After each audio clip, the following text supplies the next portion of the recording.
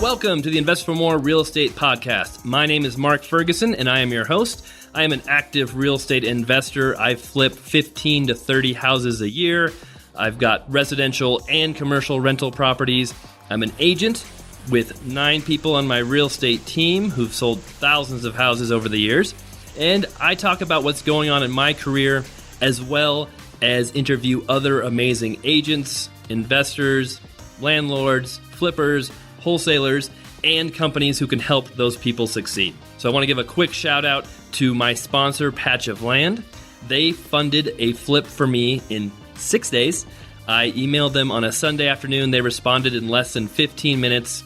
They have rates below 8%, work in 45 states, will fund 85% of a deal, and fund the repairs as well. Great company who I love working with, Patch of Land. And for my podcast listeners, I have a special discount page for my products, InvestFourMore.com/discount. That's InvestFourMore.com/discount. We've got coupons on all my coaching programs. Some of those programs involve calls with me, consulting, video training, and much, much more. All right, let's get to the show.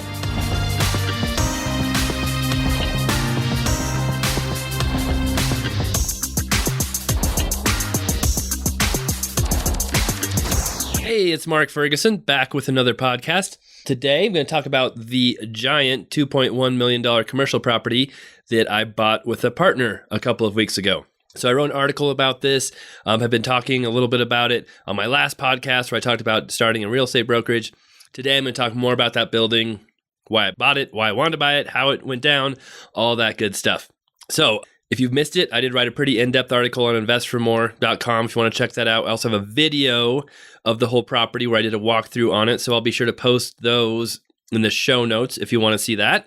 And yeah, it's a really interesting, cool building. So I will start from the very beginning on why I bought this property. So long time ago, probably 8 years ago, I was kind of looking at buying a shop, maybe it's less than that, 6 years ago, some shop space, like, a separate commercial shop just to store some stuff, maybe put some cars, because at that time I had a 3-car garage. I had 4 cars, so one had to park outside. I thought, hey, I need to get some extra space. I knew I had some goals to buy some more cars, some exciting cars. That was before I had the Lamborghini, and I knew I had to have some space before I could do that. So I was looking for shop space. I kind of found one that was going to work for me pretty well, and then it went under contract right away. Could not find any other small shop space in the entire area. It was crazy. There just was nothing available. So I started kind of looking around, and there was huge demand for this small shop space, but almost nothing for rent, almost nothing for sale. So way back then, I kind of got this idea, okay, there's probably a good opportunity to create some shop space, buy a big building, build a building, something, divide it up into smaller 1,000 to 2,000 square foot units, rent it out or sell them. I bet you it would be a great investment. So I got this idea way back when. Then what ended up happening was my wife and I sold our house that we were living in, and we bought another house that had a 5-car garage. So that kind of solved my problem with storing my cars, the short-term problem, because I still have that problem. But I had enough space for the new cars. That was 2013 when we bought that house. I ended up buying the Lamborghini in 2014. Now, last year I bought the Lotus Esprit, so I am out of space again. But I ended up buying a commercial shop, a real small commercial space like I was talking about last year from a friend, where I could store some cars and also our building materials. Now we've managed to fill that space up with building materials, and there's no more room for cars. So I've got this problem again, but we'll figure something out. First world problems, of course. So that was where this whole idea of buying a big commercial building came from, was buying a really big warehouse, a big building, dividing it up into smaller spaces and renting them or selling them. And I've kind of had this idea for many years. 4 or 5 years ago, I was in no position to really buy a big building like that. I didn't have a clue about how commercial real estate worked. And I was buying a lot of rentals, flipping houses, so I just continued on that path. Well, a couple years ago, I started to get the idea again of maybe buying commercial properties because I stopped being able to buy residential rentals in my market. Our prices have skyrocketed since 2012. They've gone from $110,000 as a median price to $290,000 now in, 6-7 years later. So the cash flow, the rent has not kept up with the value increases. So it's really hard to make any money with rentals in our market. Even if you're getting amazing deals, repairing properties, it's still really hard to cash flow. So I stopped buying rentals in 2015. I didn't buy any rentals in 2016. And I really was looking at how can I buy more rentals in other states, or what can I do? And I happened to stumble upon commercial properties in my area, one that popped up on the MLS for $110,000, really cheap. Got that in a contract, and that really piqued my interest about, hey, let's look at commercial more. I ended up buying this other small shop from a friend for 70-some thousand. Bought another commercial property last year for $100,000 that was for sale on Facebook. And I ended up buying another commercial property last year for $292,000 that was a bigger property, 7,000 square feet office space that we now have leased to an oil company. That worked out really well. We bought that for, like I said, $292,000, put probably $50,000 of work into it, have it rented for $4,500 a month on the main floor now, and we still have an unfinished basement, which we could finish in the future and add even more rental units. So the commercial things have worked out really well. And last year, while I was buying some of the smaller stuff, I still had this goal of buying something big, finding a really cool place that could be subdivided, have a lot of units, have this shop space. And I had been working with a local commercial agent to help me with this process because, like I said, I'm not an expert in commercial real estate. At least I was not back then. I had a lot to learn, so I wanted to have someone help me along the way. We actually had a huge building under contract the end of 2017, 280,000 square feet. I had it under contract for just a couple $1 million. Amazing price a square foot. Numbers, had 23 acres with it, had a bunch of water with it, had a bunch of power with it. Very valuable property.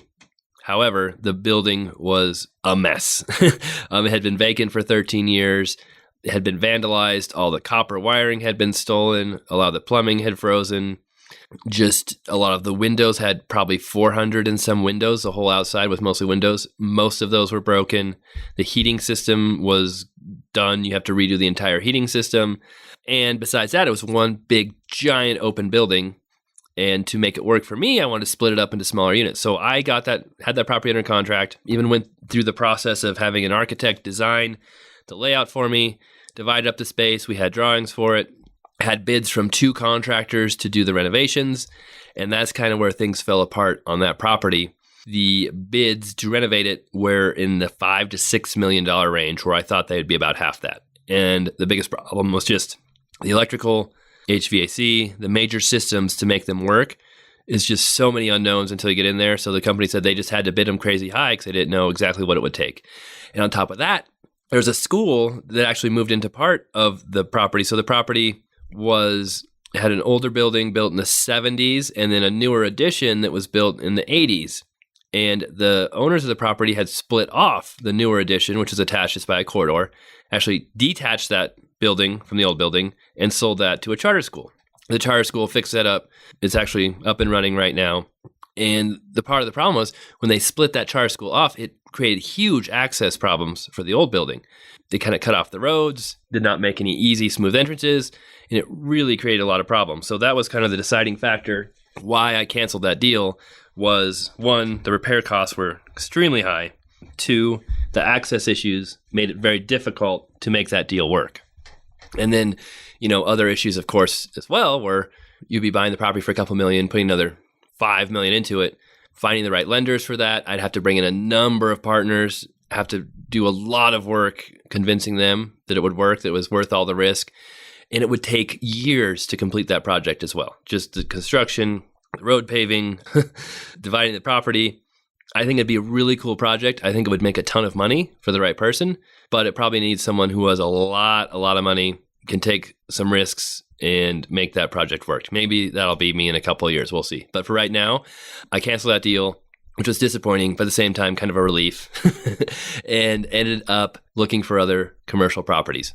And along the way, my commercial agent I had been working with, who helped me find this other deal, which actually technically wasn't for sale. He just knew that the sellers wanted to sell it, but it wasn't technically for sale. Had another seller who wanted to sell a big property that was not listed as well.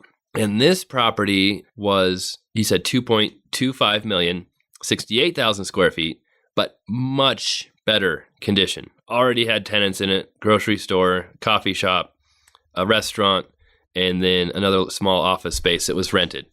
all on long-term leases, mostly well-maintained property, had 4 or 5 acres, really good location on a very busy street. And that one really piqued my interest because the income that was coming in made it about a 9 or 9.5 cap rate deal.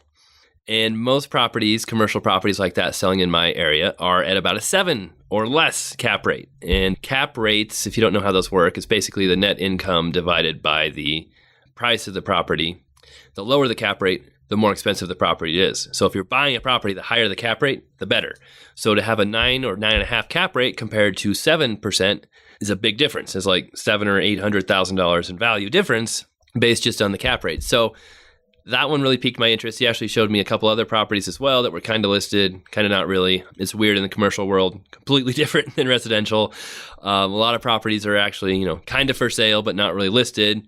So you don't really know if they're for sale unless you have some connections, some agents, some people who know the business really well. So that's another reason I was glad I used a commercial agent, because I never would have found this deal if I had not used him. So we looked at the property. I had a partner who has lent me money on some of my flips, who's been wanting to do a bigger deal with me for a long time. I talked to him about it. He was super interested in it. We saw a few other properties as well, but this one just kept coming back as the best deal. And it's funny because I can see it right now as I'm recording this podcast. I look across the street and there's the building right there. So it's literally a block away from where my office is right now, the brokerage I work at. So the building really interested us, made good money, had 9,000 square feet of vacant space as well. So there's also the opportunity to add even more value to it by getting that space rented. We could increase the cap rate to 10, 11% even based on our purchase price. If we rented that space, it increases the value a ton more as well. So we talked to our agent, talked to each other. We ended up offering $2 million on the property, even though my agent kept telling me, hey, offer full price. It's a great deal. It's not going to, someone else is going to buy it, even though technically it was never listed. I think we were the only ones that knew about it. So we offered $2 million. They countered us at $2.1 million. We accepted. So we went through the whole process of getting the loan. It is much different on a commercial property than it is on a residential property, at least a giant one like this. We had to get an inspection, appraisal, talk to a lender. And it took us a good month before we even figured out what lender we wanted to use. We talked to a number of local banks, and we ended up using a lender that my partner had worked with many times in the past. Really easy to work with. Did not require a ton of paperwork, a ton of information from us, which is nice. And we ended up getting, the loan was 20-year amortization, 10-year balloon. So what that means is your loan payment is calculated over a 20-year loan. So your payments are based on the loan being completely paid off in 20 years. A balloon means after a certain amount of time, they can call the note due. So a 10-year balloon means after 10 years, if the bank wanted to, they can say, hey, you have to pay us back all the money. We're calling this a note due. We don't want to have this loan anymore. And then it's a 5-year fixed rate period at 4.6% interest rate. So what that means, for 5 years, our interest rate will stay exactly the same. On the 6th year, they can adjust the rate one time based on the current interest rates and LIBOR rate and all that stuff for the remaining 5 years. Along the way, we also paid a 0.5% origination fee, which was better than most of the other lenders. That's one reason why we use them. And we did have to get an appraisal. So we had the appraisal ordered, the inspection ordered, and we're on our way to getting this deal done. So first off, we did the inspection, which was about $4,000 for the whole building. And like I said, it's 68,000 square feet. So we had to go through a lot. Really is like 50 pages long. I was pretty impressed with it. I was kind of worried about wasting money, or do we really have to spend that much money for an inspection? But after seeing everything he went through, I was impressed with it. So we did, find some issues with the property. Some of the HVAC units were a little older. There were some issues with part of the roof that was leaking a little bit, may need fixed in the future, but most of the roof was okay. The property kind of has, 40,000 square feet at one level, where it's got probably 12-foot ceilings or so. And then it's got another 20,000 some square feet that has 2 levels or higher ceilings. Half of the building has a mezzanine, 2 levels. The other part where the grocery store is, they took out the mezzanine, just has really tall ceilings. And that part of the roof was the part that needed some work. So the inspector had estimated it needed, $60,000 of roof work, some other work to the property, some electrical stuff, really minor stuff. He kind of tried to come up with every possible thing he could to fix on the property. And I think his total cost to estimate to fix everything was $180,000. So we came back, talked to our agent, said, hey, can we get the buyer or the seller to pay some of this stuff? Can we get him to give us some concessions, fix any of it? And our agent said, sure, I think he can. Our agent was working with both us, the buyer and the seller. And, I kept looking for some direction on what to ask for, what he thought was reasonable. Didn't get a whole lot. So I said, hey, let's ask for $150,000 credit, see what he says. And we didn't hear anything for literally weeks on this. And we had to extend our inspection, kept not hearing anything. Finally, I heard from our agent and he said, hey, the seller got back to me. He said, he's not going to budge. He's not going to do anything. He doesn't want to be jerked around. He just wants to sell the property. If we don't want it for the price it's under contract for, he'll just list it again and be done with it. So that was pretty disappointing to us. Our agent had kind of implied he thought we would get concessions and some credit back. So we had to make some decisions. And in the end, there were some communication problems between our agent, the seller, and us. And we decided to move forward with the property without asking for any inspection items. However, our agent kicked back some money to us, part of his commission, because he's representing both sides, to smooth the deal over. So we did get some money back out of it, definitely enough to make the inspection worthwhile. And then got the deal, saved the deal, which at one point looked like it was going to die in the water, which we were both really disappointed, my partner and I, because we thought it was such a really good deal. So we managed to save it. And then came the appraisal. So the appraisal, again, was $3,800, $4,000, right around there as well. Kept waiting for the appraisal. Took a while to get it done, but we got it back. And it came in at $2.4 million as is. So that was really cool for us to see that. If you have experience with appraisals at all, it is rare to see an appraisal come in above the contract price. Our contract price was $2.1 million. Appraisal came in at $2.48 million, something like that. So we're like, sweet. And the appraisal even said he had a really hard time getting it down that low. So we figure we're getting a really good deal. If the appraiser thinks we got a good deal, as that rarely happens. The appraiser also said if the property was all rented, he thought it would be worth $2.7 or $2.8 million. So that was even better news. So if we can get the property rented, we can have even more value, make more money every month. So that all worked out, got the appraisal done, got the inspection done, and we ended up closing it on, I think it was January 31st is when we closed the deal. We bought it and ended up getting the keys to the vacant unit. So that was really cool to see, really cool to have happen. And we're off and running on this is definitely my first experience with a giant commercial property like this. My partner has had some bigger ones, but not this big in his portfolio before. So it was nice to have him as well to help with some of these stuff. He's had experience with it. Now, of course, some of the problems along the way, there are always some hiccups, but talked about the inspection. Another one was the insurance. So we had been talking about with different insurance companies for months, trying to get this nailed down. And there's questions about the roof, other issues, a lot of just misinformation from the insurance companies. Finally, we settled on one for like $23,000. And we thought that was really high. The problem was the replacement value for the building kept coming in at like $7 million. And the insurance companies would not insure it for less than $7 million. They want to insure it full replacement value, so we're paying a lot of insurance, not based on what we paid for the property, but for what it would cost to rebuild it. Another good sign that we got a good deal, but still very expensive insurance. So we struggled with that. Finally, we agreed, okay, we'll go with this $23,000 insurance bid.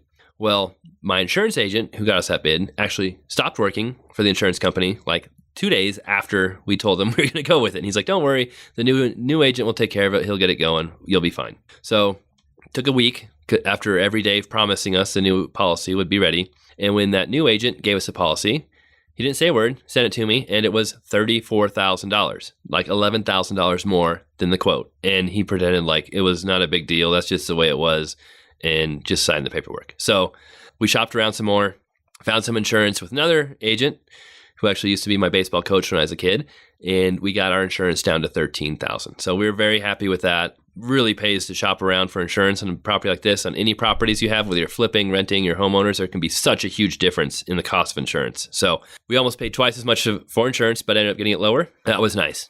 Some information on rents, how this commercial property works for leases, all of that stuff.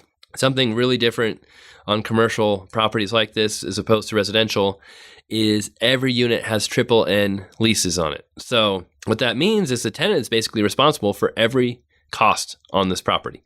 They are responsible for maintenance, repairs, utilities, property taxes, property insurance, even our own accounting costs, even property management costs. All of those are calculated into their rent as additional costs. So even though we're trying to fight for that insurance to get it lower, Technically, the tenants would be paying that insurance back to us, but still, we want to make it as low as fair to them as possible, just because, and we'll also be paying that insurance ourselves on the vacant units that aren't currently rented. So how the triple N lease works is, let's say the grocery store occupies 50% of the building, which they have much more than that, but to make the math simpler, if they occupy 50% of the building, they pay 50% of the expenses for the building as far as maintenance, repairs, utilities, taxes, all of that. The other tenants would pay a percentage of what they occupy as far as square footage of the costs as well. So right now we have maybe 15% of the building is vacant. So as the owners, we're paying 15% of all those expenses while those units are vacant. So it's really advantageous to have a commercial property with triple N leases fully rented, because not only are you bringing in that rent every month from having them rent the space, but they're paying the triple N costs as well, which can really add up. So, on this building, we're making about $20,000 to $21,000 in rents from everybody right now, gross rents. And then there is more expenses that the previous owner was paying, like some of the taxes, some of the utilities, some of the repairs, maintenance, things like that on the vacant units. And then we'll also have our loan costs. The loan payment on this property is about $10,000 a month. But as we get the property rented, if we get those units rented, that will greatly increase our return, because we'll have additional rent coming in and we'll have less expenses with that tenant paying those triple N leases. So it's very confusing to me to figure out all this, figure out how it all works, learn about commercial. There's a lot to learn, but it's been really interesting, really different from how I kind of perceived things to work from the beginning. And something else that is interesting is, our agent has had some other tenants who have been interested in renting the property, and they've brought us some proposals to rent it. And those tenants kind of expect the owner to spend a lot of money on tenant improvement, or TI. I did not know what TI meant before. I remember sitting in the meeting with our agent talking about this, and they started talking about TI, and I'm like, I don't know what TI means. I'm not going to say anything. I'll just nod my head and agree with them, and then I'll look it up later on Google. It's tenant improvement. So, like, for one of these tenants, they're expecting the owner to pay like $150,000 in tenant improvement from the beginning, and then their rent was only going to be like, $1,700 a month, and it would take like 10 years to pay back that $150,000 you spent. And it just did not make sense to me. I'm like, that's ridiculous. I'd rather have a tenant move in who needs less work at a much lower rate than spend all that money for the tenant. So there's other things to consider. The restaurant who moved in there a few years ago, the owner spent $150,000 for them to do tenant improvements before they moved in. But that restaurant's paying a lot more rent versus that tenant improvement than what this other lease proposal was for us. So that one kind of made more sense, but still, I think you definitely want to limit your tenant improvement if you can. We have started remodeling the back unit, because if you listened to my podcast last week, I am starting my own real estate brokerage. We are moving into one of the units, so I'll include some pictures of that. And that already will add rent to the property. What am I paying? I think it's like, if you include the rent per square footage and the tenant improvement, I'll be paying about $2,700 a month for 5,000 square feet or so. So it's a really good deal. It's actually less than I'd be paying my current brokerage where I work at now for my whole team. So it'll save me money, even if I wasn't paying half of that rent to myself. So it's an even better deal when you think about it, because half of that rent will go to me. I'm actually, paying $1,300 and some in rent since I own the building. And yes, you have to think about, we could have rented that space to someone else and brought that money in, but the space was kind of a mess. It needed some work. And there wasn't anybody just banging down the door to rent that space. So I think it would have taken a while for us to rent it. Now we're getting immediate rent. I'm in there. Increase the value of the property tremendously by doing that. And we increased our cash flow. Plus, I can have my own office space, which I can design and create. I'm one of the owners of the building. The other owner is super laid back and easy to work with. So I can pretty much do, whatever is reasonable, as long as it's not too crazy to the space, without having to worry about the landlord telling me what I can and can't do. So it really worked out well. We've already gone in there, tore up the carpet, sanded down the glue that was under the carpet, taken out some walls, taken out all the furniture, and we're going to acid stain the floors, do some painting, do some other cool stuff in there, make it a really sweet office. So that's the other really exciting part of this building. And also the other really big reason why I wanted to buy a commercial property like this was because I've had a plan to start my own office for a while as well. And it sure makes it easy to start your own office if you can lease space from yourself, own the building, than lease from someone else and have to worry about possibly moving. Who knows what's going to, what you can fix, what you can't fix, all that stuff. So property's been really cool so far. We're still transitioning, trying to get rents from February from the previous owners because that was sent to them. Trying to figure out all the utilities, all that, how that's all set up. But it's been fun. It's been exciting. The roof we can get away with without fixing it right away. I think it's a $2,800 fix to fix the immediate leaks, and that should last a while. So we don't have to spend a ton of money on the roof right away. And yeah, in general, it's been exciting, a little nerve-wracking, a little stressful. But at the same time, I've been going over there like every day, like, oh man, I actually own this building. This is so cool. So it's been a lot of fun. Yes, that's all I've got to say about this little project we have going on. I'll continue to post videos, pictures as we fix up the space, as things change. Any updates with leases or anything happens, I'll update everybody. Again, check out InvestFourMore.com for those articles, my YouTube channel for new videos, and our Facebook group, the InvestFourMore Facebook page.